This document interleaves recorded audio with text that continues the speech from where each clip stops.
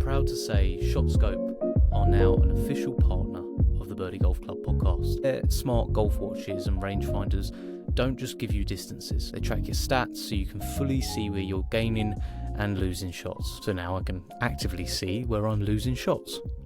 Thanks, ShotScope. And thanks to this partnership, you get 15% off with the code Birdie Golf Club. Smarter golf, better scores. That's ShotScope. Hello everyone, and welcome back to another episode of the Birdie Golf Club podcast. Today's episode is going to be with Paul Mews from Elite Fitness Golf Performance. Some of you may be familiar with Paul and some of the stuff he shows on Instagram about how to tune our bodies ready to play better golf, to hit longer drives, and also to keep the longevity in the sport that we all desire. I think golf is one of those sports that people associate with longevity, but can we take that to a whole new level? And that's what me and Paul talk about. So I hope you enjoy the episode. Paul's a fantastic guest. He joined me even though it wasn't an ideal situation. I think his kids were about to go to bed and he was sort of settling them for the night, but it doesn't affect the episode in any way and just shows what a wonderful guy Paul is and the fact that this is his passion and this is what he wants to spread to as many people as possible. So make sure go and give him a follow after this episode and enjoy the podcast with him. I know I certainly did. Obviously, we are, we've got Team Europe heading to Bethpage right now, playing their practice rounds, getting ready, because in under 2 weeks, the Ryder Cup will be upon us. And I won't make any promises, but I equally will set the idea in motion that there is going to be at least one, maybe two bonus episodes that week ready for the Ryder Cup. I really want to encapsulate what the Ryder Cup is, and I want to bring you guys some interesting interviews from some people in the know. So I'll leave it there, but be prepared next week for some extra. My phone goes off. That's excellent. That's excellent podcasting from me. Anyway, I'll set the wheels in motion for there being some bonus episodes next week of the podcast. So get ready for that. Get ready for the Ryder Cup. What happened this weekend? Obviously, we had Wentworth, and we had Alex Noren winning. Obviously, going to be vice captain at the Ryder Cup. Still showing that he has got all the ability in the world. And I think that was his 12th tour win, which is pretty unbelievable. So congratulations to Alex Noren. Scotty Scheffler was once again the Thanos of the PGA Tour, and he was inevitable, and he ended up wrapping up that win, which gets him in a pretty good way, ready for the Ryder Cup. But it's Scotty Scheffler. We know he's an unbelievable stroke play player. Will that translate to match play? Let's just wait and see. We're all looking forward to it. But look, we're going to talk about that enough next week. There's going to be plenty of Ryder Cup content coming your way. As always, if you are enjoying the podcast, if you are finding some interesting nuggets of information, if you're just enjoying the general tone of the podcast, make sure to share it with your friends. It really is a great way. I always think word of mouth is the best way of anything taking off. And I would really appreciate it if you were able to share. There's a challenge this week. Just share with one mate. Maybe go out on a limb, when there's a little break in conversation, a little bit of awkward silence, maybe just say, do you want an interesting podcast to listen to? How about Birdie Golf Club podcast? Something like that. You don't have to use my words. It's completely up to you. And as always, please just leave a 5-star review. Leave a 5-star review. Do it. Helps me out. Someone left less than a 5-star review, which is fine. They're entitled to their opinion. Would I have rather they kept it to themselves? Yeah, probably for SEO reasons, but it is what it is. I can't control other people. I can only control the content that gets put out on this podcast. So that's enough rambling from me. As always, thank you very much for listening, and let's get to this week's episode with Paul Mews from Elite Fitness Golf Performance. Paul, thank you so much for joining me. It was pretty last minute. We managed to get this all sorted, which is thanks for having me. No, exactly. No, I came across your page, I think, through a mutual sort of friend of ours, David Corrie, who is obviously taking your fitness and golf performance course right now to unlock some speed in his game. Yeah, it's exciting, man. He's bloody talented, isn't he? He's got a voice on him. Yeah, exactly. And he just, I think he's really good for the golf space as well, because like he said to me, he is not what people would assume is like your average golfer. but he is absolutely obsessed with the game. And obviously a huge part of the game now is unlocking that extra bit of performance to be able to hit the ball further and with that shoot better scores. If you could you just give a brief rundown of people exactly what elite fitness and golf performance is all about? Yeah, lovely. So I'm a golf fit specialist internationally. I've worked with thousands of golfers all over the world. At the moment, I'm working with over 160 golfers right now internationally, which is fantastic. Super grateful. So this came about probably 8 years ago. I started helping golfers in person back in Perth, in Australia. But it was more so that when I got into the whole long drive space, probably about 5 years ago, people ask me like, "Hey, Paul, why are you doing long drive?" Because I came from a pretty decent background of a decent, of a golfer playing off plus threes and plus fours. Got down to a plus handicap from the age of 13. So I've always been a good golfer. And when I got into the golf fit space, it was more so like, how can I master my craft of, gaining club speed and doing the right programming for golfers to excel and, for them to reach their goals. So I gave up golf for 5 years, mate. And it was absolutely crazy how it started. So in the first year, I was like, okay, this is going to be a challenge. I'm only 5'9". How can I gain speed and be a long drive sort of athlete? And yeah, in the first year was really challenging. But as I started following my passion around performance, because I've always been, in the gyms. I was training for my golf probably 20 years ago. As soon as I got into the gym space, I was like, okay, I'll do this for my golf and see what happens. I just winged everything. I didn't know what I was doing at the start. I was just jumping on fit balls and spinning around and doing all that funny stuff you see on social media. And yeah, so I've always trained for the golf, but yeah, I've taken it to the next level up until now. But I did start 8 years ago. So Elite Fitness and Golf Performance started 8 years ago online. And yeah, I just started pushing my passion around performance. But when I got into the whole club sort of long drive scene of gaining distance, I was a lot more recognized. People took me a lot more seriously than what you normally see on social media with, golf fit coach. I think they're great. They're doing a great job. We're in a great space of helping golfers. But I just wanted to master my craft and just essentially take it to the next level. So I started my club head speed at 117, and when I went to the World Long Drive Championships in America last year, I got up to 149.6 miles per hour. So it was pretty cool in terms of speed. So after that, I retired. So after the World Long Drive Champs in America last year, I retired from long drive and got back into competition golf, which is cool. So I play off +2 now. I just hit the ball along a lot further, than what I used to. So now, yeah, I work with all different levels of golfers, mate. So tour professionals, long drive athletes, college players. So I deal with D1 college players in the States, which is really cool. That's awesome. I love that because they're taking it so seriously because they want to be, getting it on tour next year. So that's their goal. So just all different walks of life in terms of like where the golfing space is and, where that is. Yeah, I just, train your general golfers, which is cool. Golfers that just want to get fit and have a longevity around the golf, mate. So I essentially build customized programs for golfers just around their goals and around their pain points. So, whether if they've got a sore lower back and they can't maintain 18 full holes, they get a bit niggly. Obviously, I'll build programs around more longevity and better endurance. But then probably 90% of golfers say, "Hey, Paul, I want to hit it far. What do I do?"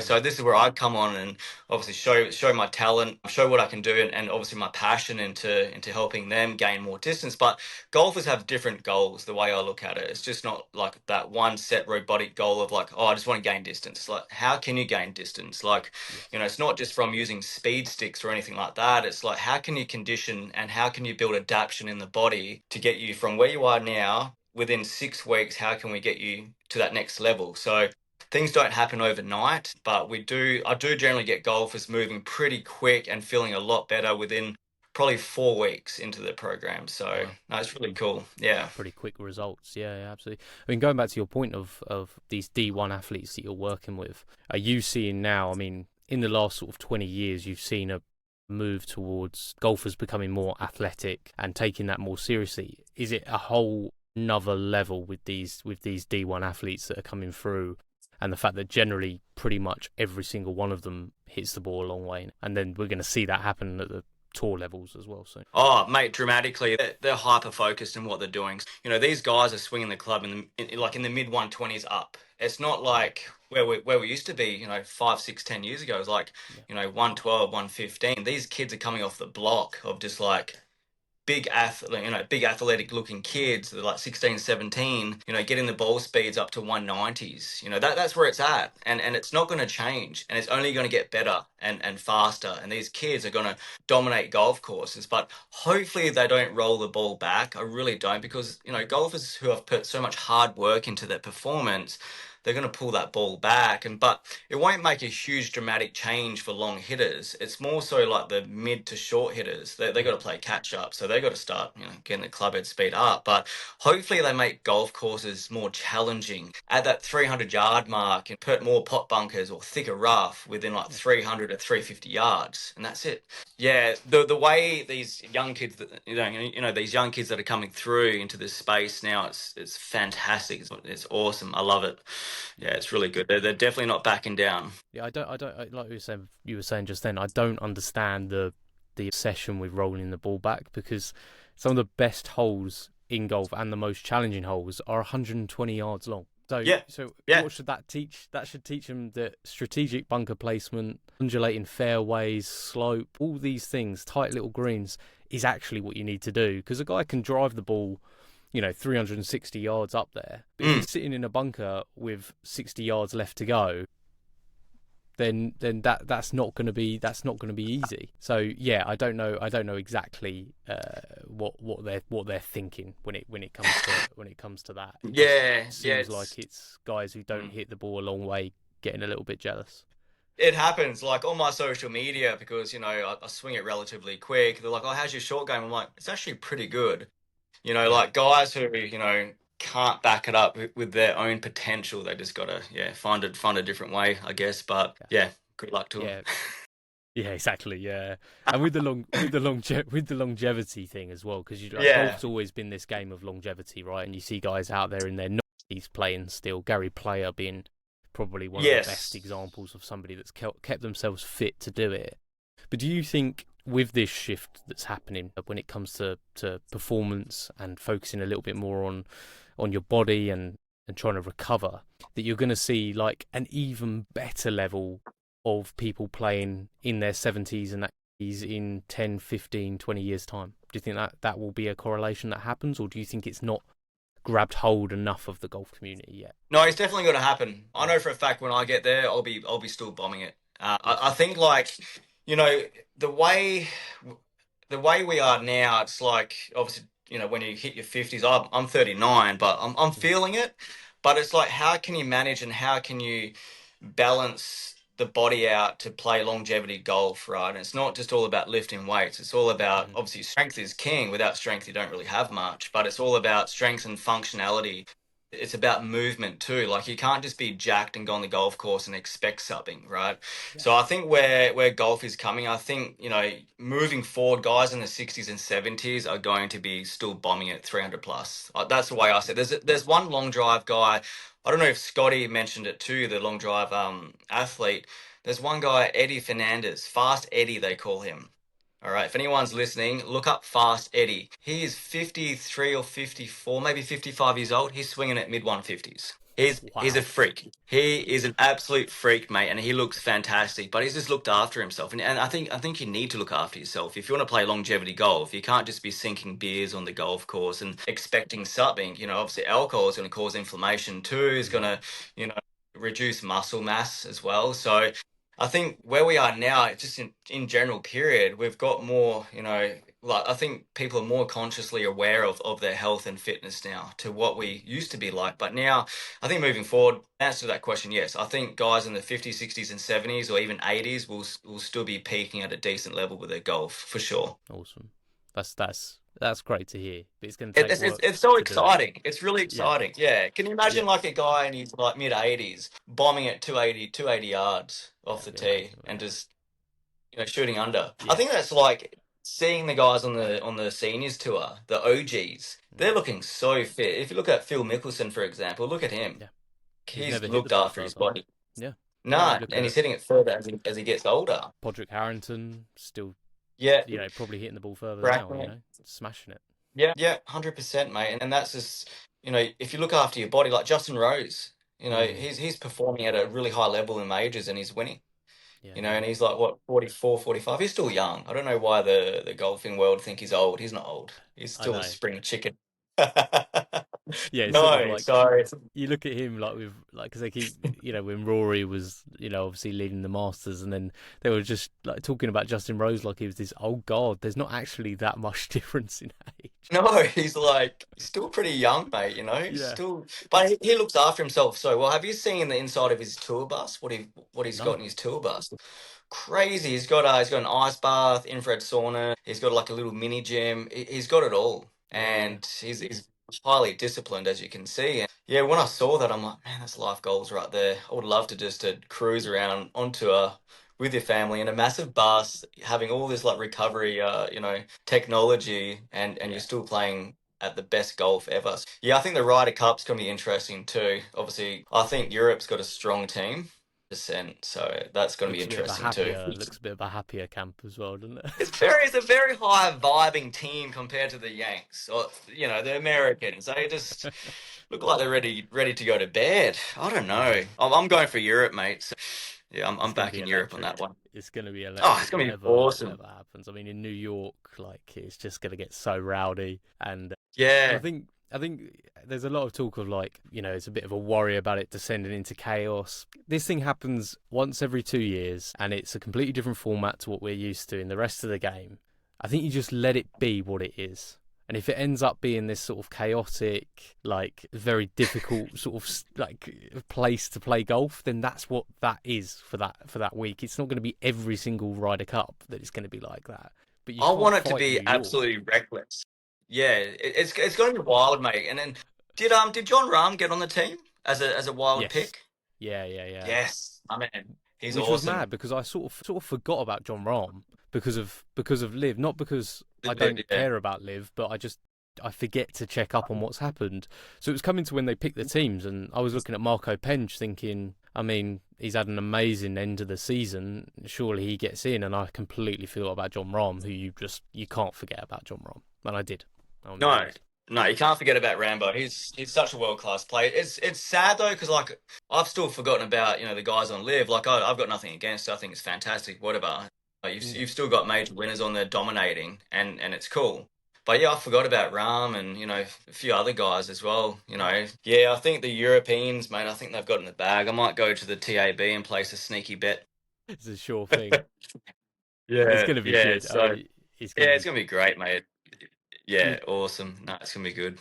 you were talking before, Paul, about some of the people you work with. Is there any sort of like players that you can mention that you work with that have taken up the program and are finding some brilliant results in it? Yeah, so the newest golfer that I've got going on right now is Gareth. He's a D1 college player. So Gareth reached out to me 6 weeks ago, right? And he's like, "Hey, Paul, like I'm swinging the club at 112 at the moment. Obviously, I've been following you for a long time. I need to gain some speed." Then he showed me the current program he was on with the college team. And I just went through it. I'm like, "Okay, well, I think I can get you there pretty quick. One, you're doing the work, so regardless, you're conditioned. It's Mm. just maybe you're not following something that's going to be as in depth as what it should be.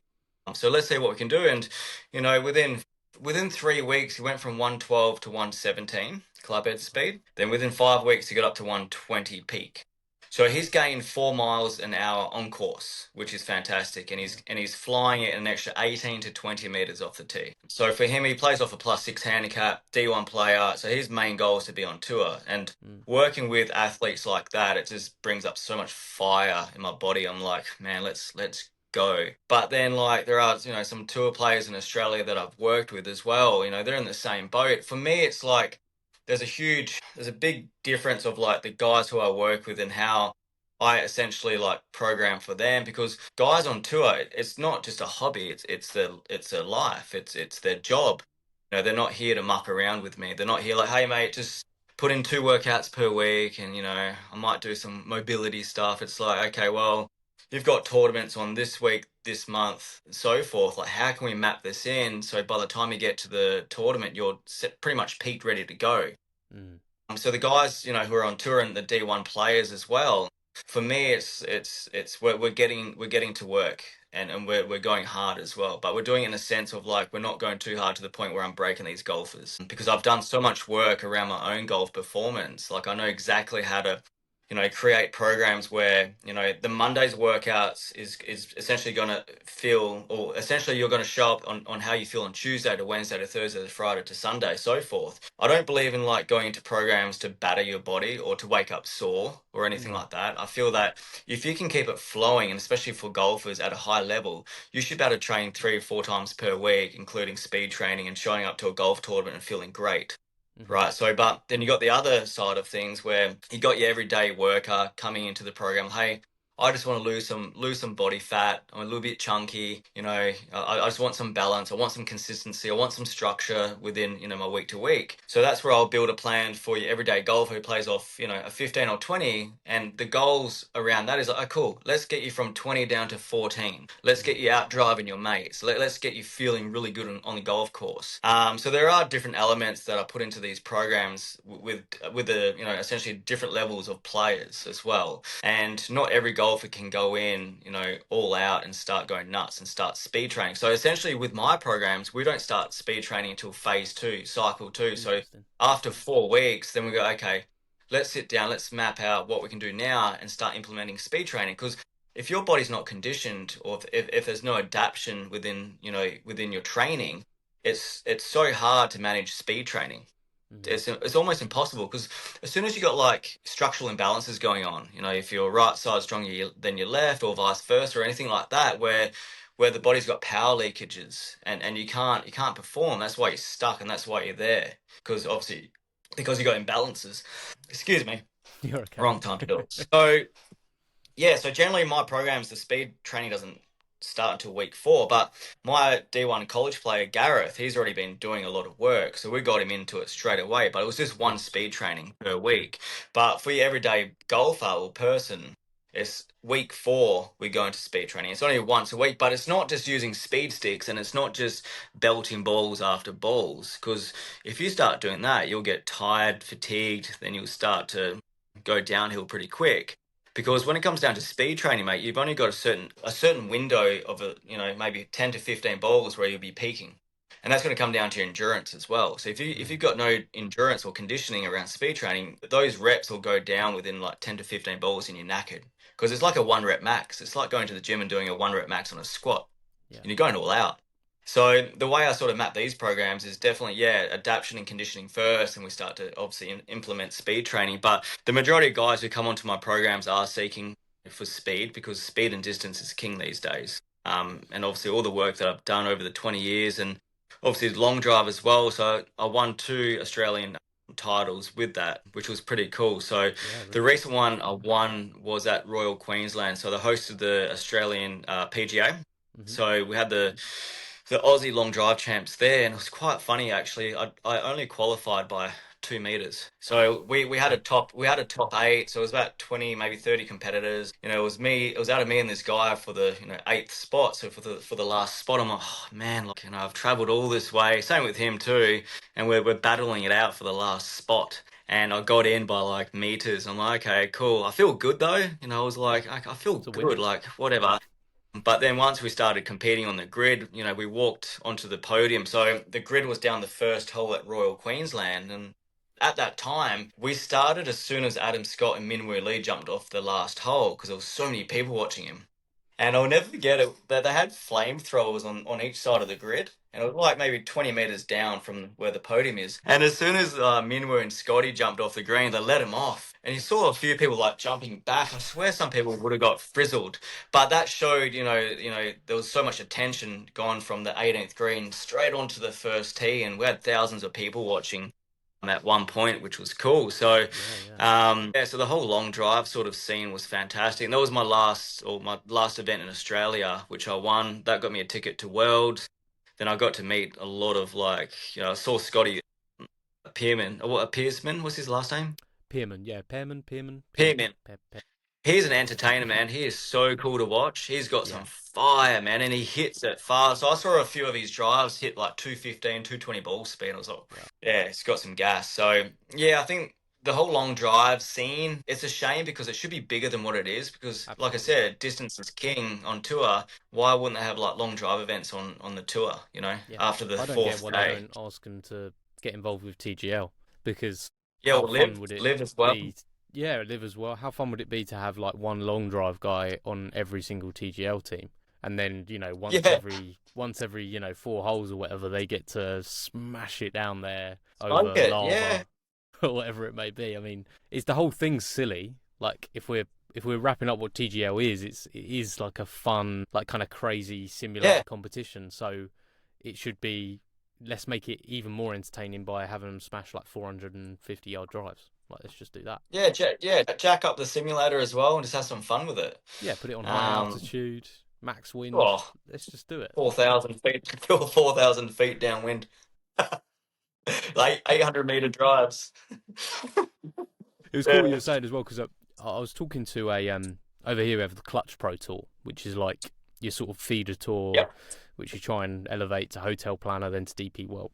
And I was talking to Giles Evans, who was a pro on that tour, and he was sort of explaining, the difficulties that come along with playing like lower level golf and the money that's involved. But he was also saying people sort of say to me, well, why don't you just get like a part-time job as well? And he was trying to, explain on there that it's a full-time professional golf is full-time job, because yes, his tournaments are Wednesday to Friday, but once he gets back, he has half a day off and he's training again, ready for the thing. And it was interesting what you were saying about recovery being pretty key as part of the program. I noticed behind you, you've got the infrared sauna ready to go. yeah. Is is there some like low hanging fruit for golfers across the game to help with their recovery, ready to play their next round? I mean, maybe they're going on a golf trip and they're playing 36 a day. What's some really like low Yeah. hanging fruit for those guys? Well, obviously, like hydration's king as well. Like you need to be hydrated all day, every day. But it's not just drinking water. You need your electrolytes, you need your Mm. salts, you need your magnesium. So, I think that's one sort of key component that all golfers need to really focus on. Is like if you're playing a golf tournament and you're playing 36 holes, what are you doing the night before or two days before the golf trip or tournament? And that's how recovery starts to like really go to that next level of performance and you can feel that too. So I would say like in my programs I've got recovery. So I've got templates around infrared saunas, ice baths, breath work, meditation because you need to regulate your body as much as you can. It's not just a sauna or an ice bath. I think if you can regulate yourself internally by breathing, meditating, visualization, I think that's amazing. I think that's what we need. But in terms of like how to recover, I think definitely saunas and ice baths have been my top priority. I've got an ice bath here at home with a pool, which is a magnesium pool, because I'm 39, man, and I'm still trying to perform at a higher level with my swing. So I'm swinging at 130 on the golf course, Cool. from the very first hole to the 18th. Yeah. Most guys my age, they start, I see them, they start to hobble a bit, but Yeah. Yeah. I'm beaming, but because I'm highly conditioned. But I really focus on a lot of like meditation, breath work, infrared saunas, ice baths, massages. If you do need to see like a chiropractor, definitely go for it. But I Mm. think you can sort of get a better recovery around doing actual work where it's going to properly recover your body. So yeah, definitely, I think infrared saunas are probably king for me. I think Yeah. if I had a choice, anything with warmth, I think that's definitely better for golfers too. But it's just how you do it and what you're doing as well, and your your current situation in life too. Like if you're a guy that's highly stressed, golf's challenging. If your Yeah. nervous Yeah. system's like that, because you can always tell with a golfer too by their personalities on the golf course. You got the happy golfer, the angry golfer, the serious golfer, the golfer that's out of control that loves to party. You can always tell by personalities as well.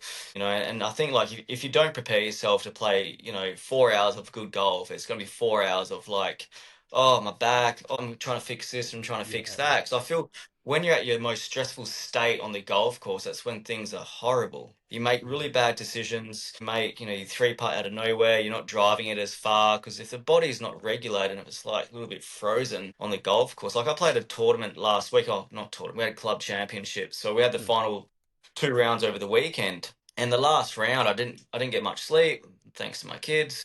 Awesome. But it is what it is. I tried my best to Uncontrollable. regulate myself. But yeah, it's hard, man. You got no control over that, you know. No. You're a dad. It's just part of. But yeah, I woke up Sunday. I was like real anxious. Didn't sleep much. You know, I didn't go to the gym. I jumped in the sauna. I was just like, oh, I can't be in here because I'm like too wired. Then I went out and played, and I was 3 shots back. And yeah, I found it really hard to sort of get myself back into the tournament. Like I had 2 over on the last round, and it was horrible. But then my first round, I had I think 1 under, and it was like chilled. I had 6 birdies, 5 bogeys. But I'm just a part-time golfer that just hits it fun. I can somewhat put a score together, but I was so different internally. Like I was really regulated. The night before I did all the work, did saunas, ice baths, chilled. I was very chilled, had a good sleep. Yeah. Sleeping's important too, right? You Mm. need sleep. And so yeah, I think like recovery wise, that's extremely important. It's just important in life too. Like if Yeah. you want to function and perform on a daily, whether if you're a parent, if you're by yourself, whatever, like you want to wake up feeling like, man, life is awesome. Not like Yeah. holy moly, I'm like, oh, I didn't sleep, you have a coffee that makes things worse, Yes. and you Yeah. don't eat well. So I think like, ticking boxes with recovery and performance is definitely going to it's definitely going to get you where you are now to where you want to be in golf. Yeah, exactly. And I guess is it you're talking about magnesium as well, like magnesium bath and things like that. Is there certain nutrients that golfers generally like because of the culture of golf? There's that idea of you Mm. grab a pint after the round. Snacks on the course generally tend to be chocolate, whatever it Oh might yeah, be. So I is used there? to love it as a kid. Oh, it's the best. It's the best, and I still stand by the fact like a full fat Coke is, I think scientifically it's an unbelievable recovery tool, right? Oh, But it's great for one hole because you're buzzing off you're absolutely buzzing. You're like, hell yeah, I'm on four down on my handicap. I've got this. Then you'll crash. When I was a kid, man, I used to have like a pie and a couple of chockies and a Coke. I was just down the first, just strutting. I'm like, whew. yeah, Then get to the 14th, 15th. I'm like, oh. I'm down. But yeah. So I think like yeah. So with like foods and whatnot, I think obviously I know if you have like 1 pint of beer decreases your testosterone levels by like 15%. Wow. From what I've been told by a close mate he knows his stuff. But if I have a pint of beer, I'm like, "Ugh, I just don't want to do Yeah, anything, sort of thing. So yeah, I think that's true to a degree. yeah, But yeah, you just got to like manage your nutrition, your hydration, and do it properly. Like it's 4 hours of playing golf. Like you want to play good golf for yeah, 4 hours. You don't want to be like unprepared and you find a way to blame something but not yourself yeah, on how you show up. I think that's yeah. important. No, exactly. Yeah, so there's stuff people can take from that. Quick pause to the episode to tell you about today's sponsor, and it's something every golfer should have: Solex. Here's the deal. We all know that we should reapply sunscreen during a round, but who actually wants greasy hands on their clubs? I don't. You don't either. Solex fixes that. It's a sun cream with a built-in applicator, so you can protect your skin without messing up your grip. Just roll it on in between shots, no fuss, no excuses. And it's not just about convenience. Solex partners with the Melanoma Fund, helping raise awareness and fight skin cancer. So you're not only protecting your game, you're protecting yourself for the long term. Here's something special for you. Use code BirdieGolf15 at checkout on solex.live and you'll get 15% off your order. That's BirdieGolf15 for 15% off. So next time you're heading out for 18 holes, don't just pack your tees and balls, pack Solex too. Protect your skin, protect your swing. Now, back to the podcast, definitely. And when it comes to fitness, because obviously you'll have golfers who will hear this and who'll go to the gym and expect to see results straight away. Is there, without obviously giving away like your key components to what the elite fitness and golf performance package is there like, would you say like a few mistakes that you see people make in the gym to try and improve their golf game, and what are the things that people should avoid trying to do essentially? I think definitely golfers get into the gym thinking they need to be really strong, Hmm. right? And the main key component golfers miss and they do too much of is hitting big lifts, deadlifts, bench press, those sort of lifts. They're good to a degree. Don't get me wrong. Like I've got them in my programs. I don't do a lot of barbell work, but they go straight into strength training. It's like, Well, the golf swing in itself is a very functional movement. Mm. So why not be functional in your programs Yeah. and how you train? I was a strength and conditioning coach for 12 years. Like, I'm all about strength, man. Don't get me wrong. Yeah. But guys do too much straight down the line strength, like, doing too much shoulder press, where you can do a shoulder press and you can actually get more functional and start to reach more lateral side bend. And that's one other thing, too, that golfers don't do enough. And I know this for a fact. Golfers in the gym don't do enough of side bends, lateral flexion, lateral movements. Because if you Mm. think about it, this is a swing, right? Backswing, follow through.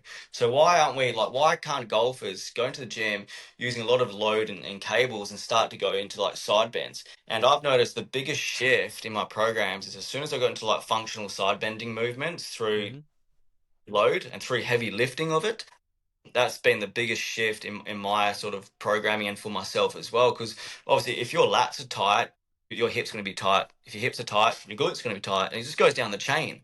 So I feel like the main thing that golfers need to do more of, and I want you guys to listen here, is a lot of side bending work. Get off in the gym thinking that you're a bodybuilder and you want to get aesthetically strong. If you want to do that, you won't get far with your golf. You might look great in your budgie smugglers down the beach, and that's about it, right? So I think like too much lifting, not enough like functional movements. And I think that's where I've had the biggest breakthrough with golfers over the last year. I was getting into a lot of that sort of movement patterns. So functional pattern work. I think that's really, really important. Plyometric, guys need to do that. But again, it's not just jumping up on a box that's this high, because there's only Mm-hmm. so much the body can produce vertically until it goes into a tuck jump and you're not really getting much. Mm-hmm. So I think doing a lot of movements where we're doing different sort of, degrees of jumps, different plyos, different angles of plyo too. Because the more that we can build better coordination in the body, the swing's going to go faster, because the swing's a coordination movement.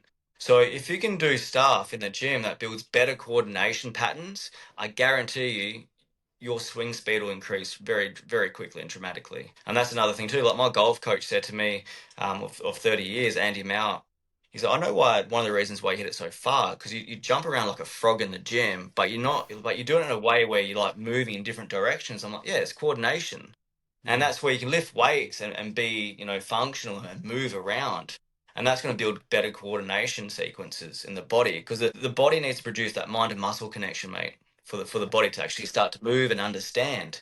And it's not about using speed sticks. I'm pretty against it. Mm. I think they're right to warm up, but it just produces like a placebo effect, and it is good to a degree. But why can't you go on the range and have some structure around your speed training and actually visually or physically see where the ball's going? Because once that happens, once you start to slot it, you see 2 miles come up, the mind and muscle will start to sort of register like, I want to swing it like that again. Let's slot it. Let's slot it again and again and again. Because if speed sticks were so huge, you'll see tour guys use them. Besides Patrick, because obviously he's pushing the super speed sticks, which is Sure. great.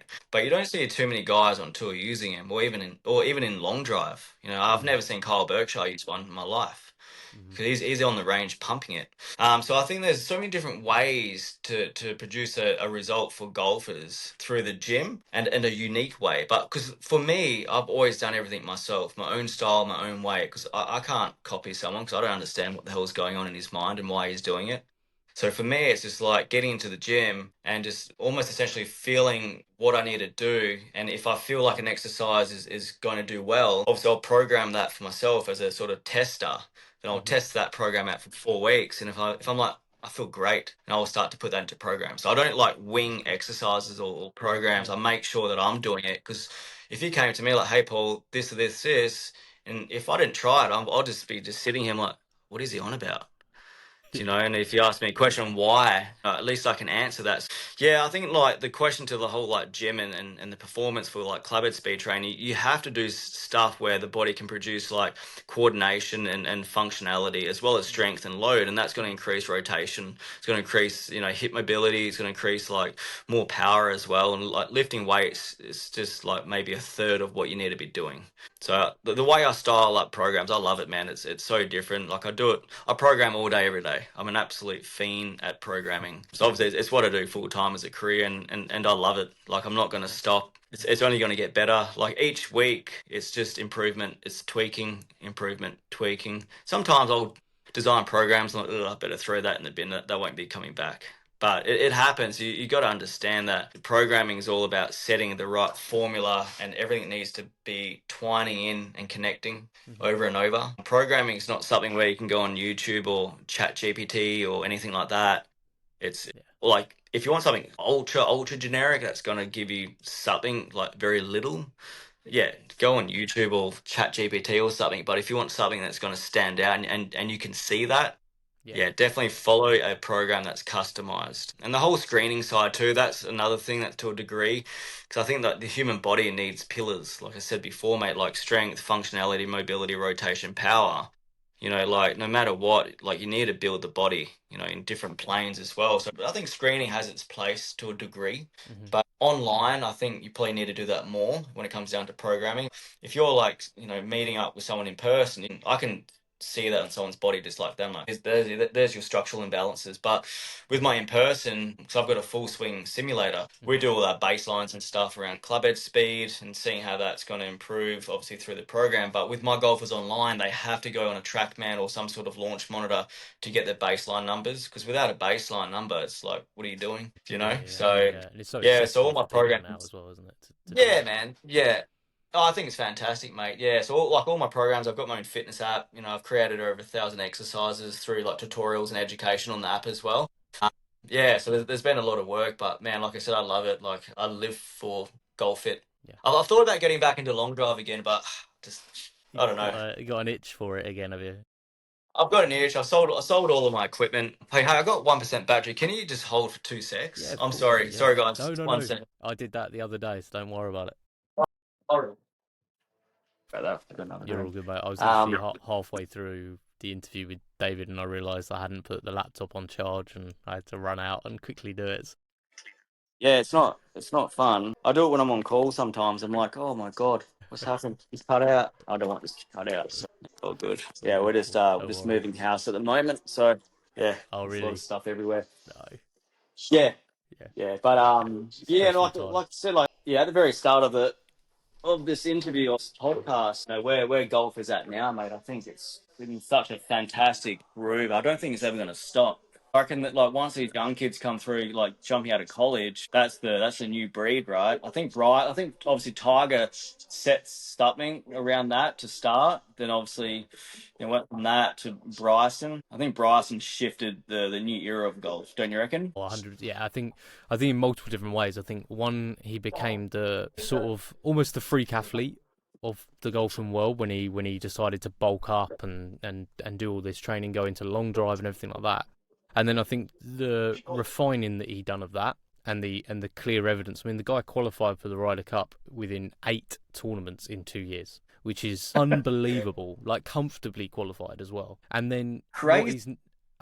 what he's now doing with, I mean, people laughed at the statement that he wanted to grow the game when he joined Live, because that was the narrative at the time. You could laugh at it, he just took the money, whatever it was. But you cannot argue that he's gone out of his way to create content, to draw more people into the game. And then also this work that he's doing with starting the school that he wants to do as well is going to be like a remarkable sort of experiment, really, because I think it rings true with what he was saying, that when he was at school, he couldn't focus because he wasn't interested in the way they were teaching it. All he cared about was golf. So why would he care about geometry? Why would he care about science? Why would he care about all these different things?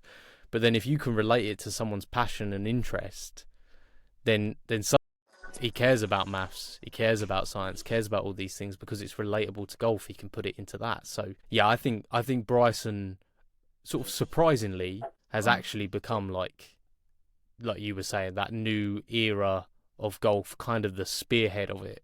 And everyone thought it was going to be Rory, and I don't think Rory wants that mantle. I don't think he's interested in it. Nah, I think he's happy being in his bubble. And like Rory's my favourite player. Like I love Rory. My eyes, I don't know what you think, but I think he's better than Scheffler. He's more fun to watch. He's fantastic, man. I don't know how he does what he does. Robot. And I'm surprised he hasn't torn any ligaments in that ankle yet. I was going to say, if you were looking at my body as to what the weakest part is, you'd be like, your ankles are done. I'm like, yeah, I know. So I'm not doing the Scotty stuff. Yeah. It's crazy. It's absolutely crazy, but like what Bryson's doing on YouTube now, like YouTube is so big. It's massive. Like I don't do any YouTube content. I do a lot of content through my social media on Instagram and my Facebook page. But the guys who are doing it full time, I train a brother and sister in Brisbane, in Australia, and they do it full time and they make it a very good income. And I was just so intrigued when they jumped on the program, like, what do you guys do anyway? Like, they got 60, maybe 70,000 followers and they're just on the golf course full time. Yeah. And they're doing really well. And it's quite funny though that the brother plays off like maybe a +4 or a +5 and the sister's just getting into golf. So it's pulling in all different sides of like beginners, females, and you got this OG dude. He looks like a gangster, he looks like Tiger Woods in a way. So big guy, he's massive, and he swings it well, and he hits it far, and he got the sister. I'm like, that's a good little duo of like the energy of like covering everything. Yeah, and like just going into that sort of aspect too, like. I would never thought I would do this online full time as a career, or to get to where I'm at now. And it's only growing, but I think now the internet and social media, all the platforms, you can do anything you want. You don't have to go to university. You don't have to, try to get a degree. If you've got a passion and it's going to be online, you just be nuts at it. Like my first year as an online golfing coach, like I've never changed my mentality around what I'm doing or who I am as a coach. It's just like getting into that space was really hard, but I've never stopped. Like I'm doing this 24/7, and like even posting content, I don't do it for likes. I just do it because I know it's cool to watch and it's going to help some golfers. Do you know what I mean? Like I put up a lot of fitness stuff on my reels, and they're just exercises because the program's going to give you the result, and exercise isn't going to get you hitting it 30 yards longer.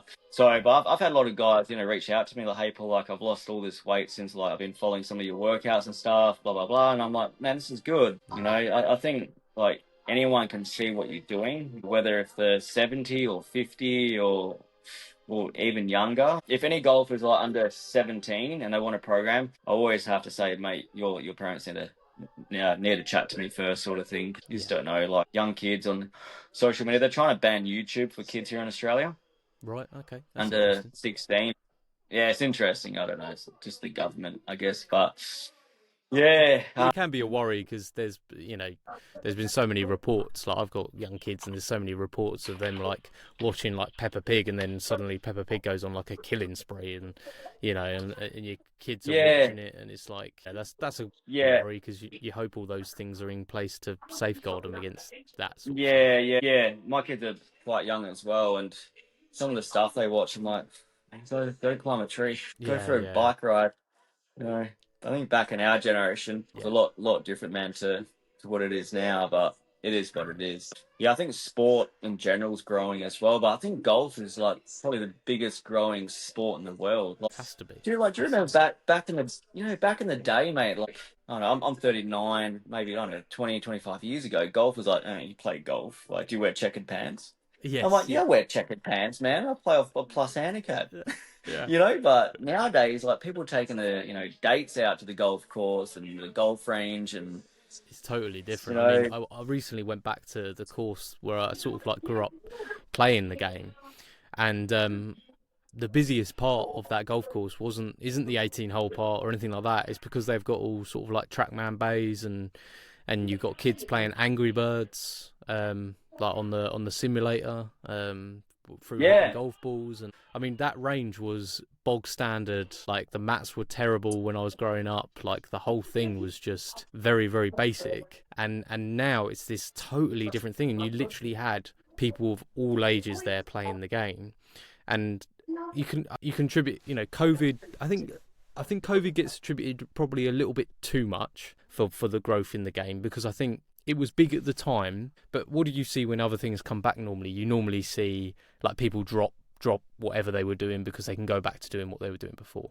I think things like Full Swing on Netflix, where suddenly golf had this different appeal, and then also your Brysons that have sort of like just taken the mantle of the game and just spread it, your Good Goods, all these YouTube channels where suddenly golf's kind of a cool thing to do. And then equally people like yourself that have implemented like fitness, which is such a huge thing in 2025 now compared to what it was in 2005. Massive, man. You know, Huge. It's so big. ice I remember like baths. when I was Ice baths training. have become so popular. You know, Yeah, who'd have seen like, hey that? guys, jumping in a 0 degree ice bath. It's gonna be great for you. I hate jumping in it. I stare at it most mornings. I'm like, Yeah. oh man, I went really? And I through have an to get out amazing my period where I shovel was because doing it's it. frozen. I was honestly, I need to get back into it because I went through this period of doing ice baths every single day, and I started in the winter over in here in the UK, so I didn't even need to like regulate the temperature of the water. It would come out in the morning and it was freezing, and I loved it because, and I tried. People would like, my wife would look at me out the window sometimes. She'd be like, "What are you doing? Like, are you insane? It's already freezing." Yeah, same. And I tried to explain Same. to her, I was like, "It's the hardest thing that I'm gonna do today, and then once I do it, everything else is easier." I don't know if Yeah, that's something I you think for share as me, well. because I live in the tropics here in Australia, so Yeah, I live yeah, in the yeah. most tropical part of Australia, mate. So it's like hot and humid all day, and I love jumping in the ice bath. I'm like, oh, this is so nice. But somewhere like where you live, well, I don't know, man. It'll be pretty tough. I stayed in a little too long one time. My timer didn't go on my phone, and I was trying to just focus on my breathing, and I ended up being in it for like 9.5, 10 minutes or something like that, and it was, Yeah, and yeah. I struggled to heat up after that. If I'm honest, I was in a bit of trouble. Well, I went through this crazy phase because I thought I tore a ligament in my thumb from long drive, but it was more like inflammation. So I had like scans and stuff from like the specialists, and they're like, we can't do anything about your thumb. I couldn't even hold on to like. That's another actually. I got another thing too. Coconut water is really good for you There you on go. the golf course. Yeah, sorry. I couldn't even hold on to like anything. You know, I couldn't even hold on to a golf ball with my left thumb. And it was really bad to the point I'm like, I might have to see a surgeon. I don't know what's going on. I sort of blamed it to long drive of just swinging it recklessly and coming over like that much over my shoulder sort of thing. And he's like, you know, we've seen the scans. There's nothing going wrong here. You just got to do what you got to do. I'm like, all right, well, I'm going to go all out just with my personality. I'm like, yeah, I'm going to go nuts here. And having ice baths like every day, saunas, had CBD oil, taking like supplementation, and that helped. But I was getting into these ice baths, mate, where I was staying there for 20 minutes. I'm not getting out until like I have to get out. I got really used to it, but my mind got so calm, very calm, and that helped. And I think I've overdid it. My wife reckons I overdid it, but Yeah. Yeah, my wife was worried about like hypothermia and stuff. I was like, I'll be fine. I'll stop shaking. yeah, I think I got it at one point. Yeah, I started shaking, but yeah, with the whole like recovery, like myself and my wife, we used to facilitate meditation and breath work as well. So I've always been in that. But I think like now, like golfers, they're getting into it a lot more than what they used to. Like, guys in my program, I'm always saying this is optional for you. Like I've got meditation and breath work for you, and like some of the guys, like I don't do that. I'm like, just try it once before you go to bed, and I'll message you tomorrow. Oh, that was really good. I might do it again.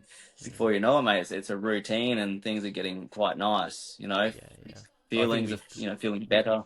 We all spend so much time like on our phones. Let's face it, a lot of modern day sort of work is done, you know, through devices, like as much as we don't want to admit it, and it's hard to switch off from those. I think it's almost going back to like we said before, like being a kid, where I try and explain to my kids, we had the ability to be bored. I was like, there would be some days where I had nothing to do, and I had to just either make up something or find something to do or just be bored. Like that was an option. Yeah. So, and you know what, mate? Like sitting with yourself and being bored is not a bad thing. Yeah. I tell my kids that I'm like, be bored. Like, who cares? You know, but yeah, I think nowadays, like I work from my phone and computer 24/7. Yeah. And sometimes it's pretty full on. I check on how long I've been on the phone for. It's like 10 to 12 hours a day. But I'm on calls, business meetings and stuff. So it's fun. But in this like generation now, it's just screens and electric scooters. Like, go ride a bike with some pegs on it. You know, go to the BMX track, man. But get your heart rate up. Yeah. It's crazy. But I think like at the same time, we've got more accessibility to do things that are going to be better for you in terms of like self-development as well, especially for men. I think with what's going around now with like men's mental health, I think it's getting somewhere now to, you know, back in our generation or our parents' generation, it's like men don't cry. That's the saying. Like, what are you crying for, you girl? I'm like, okay, well, I better not cry then, so I better not share. You know, so that's another big thing that's coming out now, which is great. You know, men, you know, reaching out to, men's groups or like doing some form of self-development through like emotions. And that's cool. Like I did a lot of that for about 4, maybe 5 years after having kids. Well, not me, but my partner. But it was still hard being a dad and like, whoa, like this is crazy, man. It's a lot that Yeah. happens suddenly. Suddenly before you know it, Yeah, someone's yeah. handing you, because you don't go through when we had both of ours, you don't go through all the build up to it. So suddenly, and obviously my wife done all the work. Like I can't attribute any claims to much work that I done. But it's still like you have all of a sudden this moment where you have this huge responsibility, and as much as you can try and if it's your first, imagine it or try and get ready for it, that moment of someone handing you and saying like, here you go, Dad. It's like, I've never been called that before. Yeah. Well, yeah, it's crazy, and all of a sudden you've got this responsibility for a human, and like, doesn't matter how much baggage you have, you get to relive that to a degree. You know what I mean? Like, if you weren't brought up with your parents playing with you, you get to relive that. You're like, hell yeah. Like when I catch, if I'm playing catch with my boy, I'm like, yeah, this is great, and I just see a reflection of myself, and even my daughter, she's 9. But I think like you sort of get to replay essentially like what you didn't have as a kid. And you get to relive that with your kids, and I think that's the gift. And I think like the kids aren't for everyone. I thought I wasn't going to have a kid or two, but here I am, laughing and somewhat fighting in the background, and give it 5 minutes and maybe something will happen. But yeah, I think like it's just a gift for you. When you've got kids too, they're a sponge, and if you start sharing, what you've gone through and start to project it onto your kids, the whole like lineage continues, where you can cut that lineage and you can rebuild it, and before you know it, our kids, their kids, of their kids, it's just like this whole new family tree of like more conscious kids or whatever.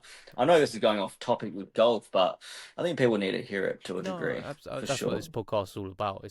I love it. It's the experiences that you get through golf, some golf learning, but equally, just life. I think what golf enables people to do as well is to have times out. Like I grew up, I played just a lot of football with my mates. We just go out and play football, and we'd just be shouting at each other for 90 minutes. There's not much growth that happens in that space. But the beauty of golf is you've got time in between shots. You're walking. You're experiencing like some beautiful places, and equally you can actually share in that time as well. And like you were saying before with men's mental health, like having the ability to do that with your friends and have that time is so important, and it leads to more conversations happening off the course as well, because you've opened that door essentially, haven't you? Yeah. And it's also like if you're a bit of a like introvert, or if you find it hard to make friends like outside of golf, you can build such a huge brotherhood of mates in golf. And golf is more than golf. Golf is like, you've built your community, you've built your tribe.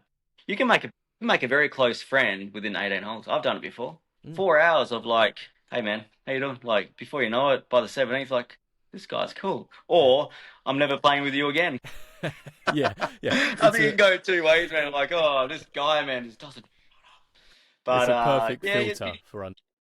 Yeah. You just build a relationship with other dudes. I'm currently building like a community of men, of male golfers. It's called Bro Golf, and so I'm sort of like trying to build this tribe here where I live, because where I live, like drinking's huge because it's tropics. The whole the whole place here, it's just the tourism's like the biggest tourism in Australia. It's massive here. So like drinking's like, oh, you have a drink under a palm tree sort of thing, And so I'm trying to bring in a lot of like guys who are either, trying to get off alcohol, or they just want to be around better men as well, not boys, more like guys, and they can talk to them. And so I'm just trying to build this like community of like, it's called Bro Golf. I've got like 20 people on there at the moment. It's really cool. So we're chit-chatting. I'm like, hey guys, let's go to the range. So I want to slowly build like, playing around at golf. And before you know it, if I've got enough people, I can make it into something. But I've always been about community and bringing like blokes together, because I think we all need each other as much as what we don't really say. Like I said before, our parents' generation and their parents' generation, emotions weren't really valid as well, and that's why suicidal is so high here in Australia. Is wild, or even in the world. In Australia it's gotten really bad, but at the same time there's more all these like men's circles and men's groups that are sort of forming together, which is cool. But I think like the world we're living in, it's good now because, like I said, we've got more accessibility to like reach out to certain platforms and stuff, and yeah, it's pretty cool. But yeah, like with golf, you can make best mates at golf. It's funny, like I see so many guys. They're such an introverted person, but they feel loved at golf. Yes, yeah. You know, it's It's their like people home. the acceptance is huge in golf, man. Like it's fantastic. Like with me, I don't care if I go play with a 30 handicapper, as long as you can handle my banter Yeah. and have fun. I have fun. I don't take it serious. Oh, this guy. I'm like, come on, man. Like, hit it harder. Yeah, yeah, yeah. Well, so many Do times it something happens, fun. doesn't it, where you give each other like tips out on course or whatever, and it's just this kind of everyone wants to play better golf, and there's pretty much ability for everyone to help each other out there because somebody's Yes. learned something off someone and they can pass that on. Yeah. Yeah. I think it's fantastic. You can learn so much playing 18 holes so quickly. Like, I grew up playing golf with Minwoo Lee back in Oh, Western really? Australia. So we grew up together playing golf, and watching him was like nuts. But it was really funny back in those days because he was so young when I was like 15, and I was off a plus three, plus four handicapper. So it was funny. Him and his sister used to look up to me, Mm. but now it's like the other way around. So I saw them at a golf tournament back in Perth at a old home golf course, and just looked at him like, my word. I'm like, how do you guys do this? Because Minwoo was a cheeky little kid, eh? He was very cheeky. He was You get just that sense. an entertainer, like hitting little flop shots on the chipping green over old dudes. They wouldn't even notice. He's like running around. Then you've got his sister, Min. She was just like on the putting green, just like tonk tonk tonk tonk tonk tonk. And Minwoo was just like running around. But yeah, I played against Minwoo in the very last club championships before he turned pro, and he was at a peak of like he's ready to sort of go on the world stage. And I'll never forget, we're both about, I think we were 4 or 5 under after 18. I'm like, cool. I was just giving him crap. It's like there's no other way to beat him but just to put him off. The front nine of the second 18, he was 7 under par, and I'm like, damn it. But he's going to be a very good golfer. He's still young, but Yeah. and that's like he's part of the new age of golfers that are coming through. Like he's like 190 ball speed. Aldrich as well. Hmm. He's from Perth, Australia, also. Well, he's originally from South Africa, but he played at Joondalup Golf Course in Lakelands, and he was an okay golfer. But as soon as he hit college golf and sort of went out of Australia to sort of pursue, being a real good golfer, then he went on the Corn Ferry. I think he was the youngest kid to win on the Corn Ferry, 18 years old. Then yeah, so it's like in Western Australia, there's a lot of good golfers. Like we've got Hannah Green, Minji, Minnie. Hayden Hopewell, Hayden Barron. There's like a lot of good golfers. Oh, Curtis Luck. He's been at Jason Scrivener. So Jason Scrivener has never lost his card on the European Tour, and he's been on it for 12 years. Wow. So like Brett Yeah, that's Rumford and top yeah, quality. so top quality, mate. But in terms of like where golf is now and with what I'm doing, yeah, I don't see this going away anytime soon. It's only going to increase and get better and better. But for golfers, I think golfers need to keep it simple as well. Don't go swinging a dumbbell, in the gym, or don't try to. God makes me crack up, man. And like one There other goes thing that too, rotator cuff. yeah, just everything. Like it's not going to do anything. Like, and it's another thing too. Like for golfers who are listening, don't fix your mechanics by going into the gym and thinking that this is going to help you early extension by doing some sort of form of a swing with a stick or a ball or anything like that. Golfers need to go to the gym and actually get stronger, fitter, mobile, more fluid. But, I see a lot of guys swinging and this is going to fix your early extension. I'm like, it's not, because you're holding on to a bloody kettlebell, mate. But I think that's where golf is. It's gotten so big, like everything's there. Like Sure, yeah. it's just crazy. But yeah, I just, like I said, I just don't see this going away anytime soon for a very long time. And like you said, the question when you asked me, like longevity, guys in the 70s and 80s, mate, the new 70s and 80s, give it another 10 years, mate. I think, yeah, 70s and 80s would be the new 40s and 50s. If you Crazy. haven't, if Yeah. you haven't looked after yourself, you're in trouble. But if you've been looking after yourself, or if you're not doing it, do it now, because you will regret it.